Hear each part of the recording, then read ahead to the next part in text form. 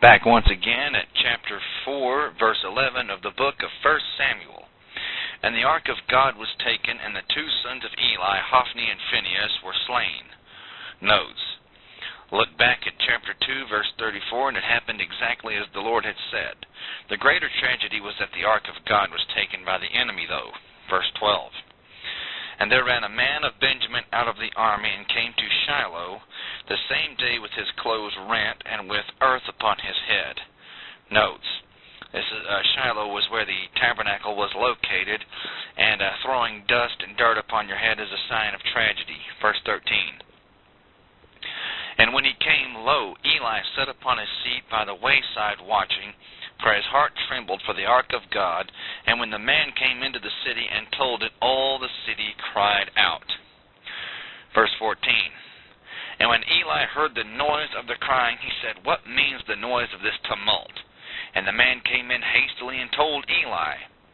Now Eli was 98 years old, and his eyes were dim that he could not see well. Verse 16. And the man said unto Eli, I am he who came out of the army, and I fled today out of the army. And he said, What is there done, my son? Verse 17. And the messenger answered and said, Israel is fled before the Philistines, and there has been also a great slaughter among the people, and your two sons also, Hophni and Phinehas, are dead, and the ark of God is taken. And it came to pass, when he made mention of the ark of God, that he fell from off the seat backward by the gate, by the side of the gate, and his neck broke, and he died. For he was an old man and heavy, and he had judged Israel 40 years. Notes. Had he judged in fellowship with God and in obedience to the Scriptures, the disasters that took place in this day of his death would have never have happened. And yet in his death he showed that the interest of God's kingdom had a true place in his heart. 3 messages were given to Eli. Number 1, the battle is lost and 30,000 Israelites are dead. Number 2, your two sons Hophni and Phinehas are along with them. And 3, the ark of God is taken. While each message was tragic, the loss of the ark of God was the most tragic of all. Verse 19. And his daughter-in-law, Phinehas' wife, was with child, near to be delivered. And when she heard the tidings that the ark of God was taken, and that her father-in-law and her husband were dead, she bowed herself and travailed, for her pains came upon her. And about the time of her death, the women who stood by her said unto her, Fear not, for you have borne a son. But she answered not, neither did she regard it. And she named the child Ichabod, saying, The glory is departed from Israel, because the ark of the covenant of God was taken, and because of her father-in-law and her husband. And she said, The glory is departed from Israel, for the ark of God is taken. Notes. Now, concerning this, the last 4 verses of this chapter throw a shaft of light across this darkness. And the detail into which the Holy Spirit enters in the narrative shows how precious to him was the measure of divine life in the soul of this true-hearted woman. She is placed here upon the face of the divine record with great vividness. Well, the Holy Spirit recalls her affection for her aged father-in-law and for her godless and faithless husband, but he points with emphasis to the fact that grief for God's kingdom swallowed up the joy of her own motherhood. John chapter 16, verse 21, for a little bit more. Chapter 5. And the Philistines took the ark of God and brought it from Ebenezer unto Ashdod. Notes.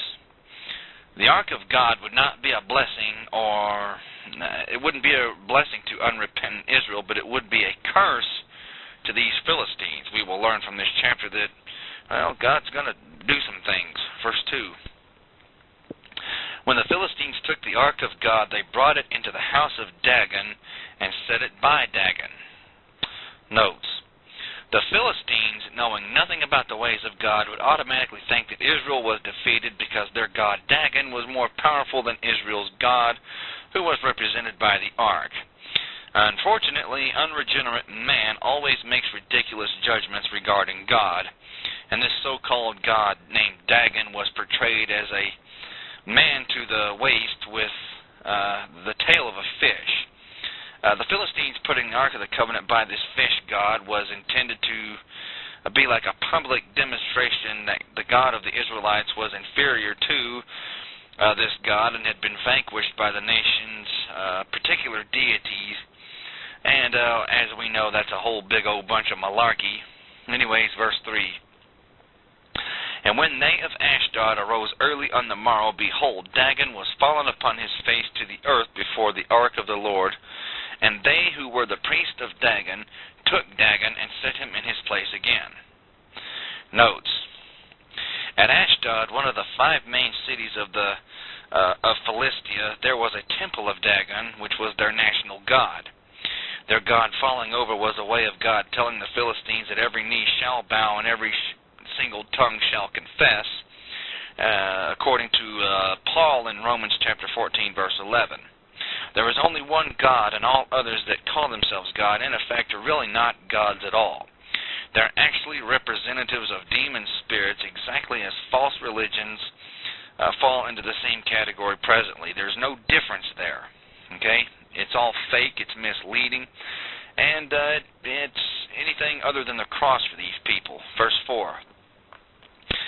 And when they arose early in the morrow, on the morrow morning, behold, Dagon was fallen upon his face to the ground before the ark of the Lord, and the head of Dagon and both the palms of his hands were cut off upon the threshold. Only the stump of Dagon was left to him. Notes. Literally a severing of the head and the hands. The Lord was telling the Philistines that their God had no power against him whatsoever. Verse 5. Therefore neither the priest of Dagon nor any who come into Dagon's house tread on the threshold of Dagon in Ashdod unto this day. Notes. Well, this gives us some indication that the books of Samuel were written sometime after the events recorded in them took place. But be that as it may, verse 6. But the hand of the Lord was heavy upon them of Ashdod, and he destroyed them, and smote them with emerods, even Ashdod and the coast thereof. Notes. Emerods are a type of skin tumors. I've seen people who have this particular illness, and it's not pleasant to look at or behold. As a matter of fact, a young woman at our church had something very similar to that. It's not very pleasant, I'll tell you that much. Verse 7. And when the men of Ashdod saw that it was so, they said, the ark of the God of Israel shall not abide with us, for his hand is sore upon us and upon Dagon our God. Notes. It is not at all a pleasant thing for the people of this world to have God in their midst. He keeps up a perpetual controversy with their sins and their idolatries, as is portrayed here.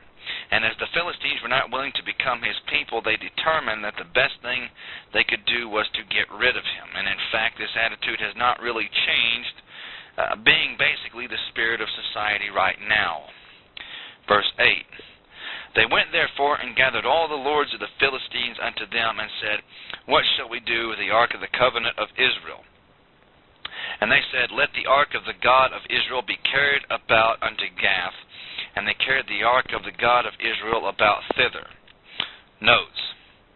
In their superstition, they evidently thought that possibly a change of cities in Philistia would solve their problems. Well, they're going to find out a different story. Verse 9. And it was so that after they had carried it about, the hand of the Lord was against the city with a very great destruction. And he smote the men of the city, both small and great, and they had emerods in their secret parts. Notes.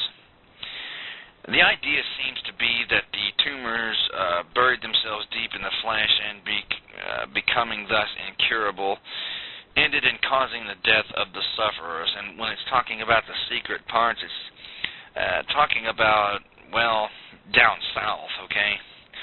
And we must pick up in chapter 5, verse 10 of 1 Samuel, thank you and God bless. I certainly wish that disease does not fall upon anyone by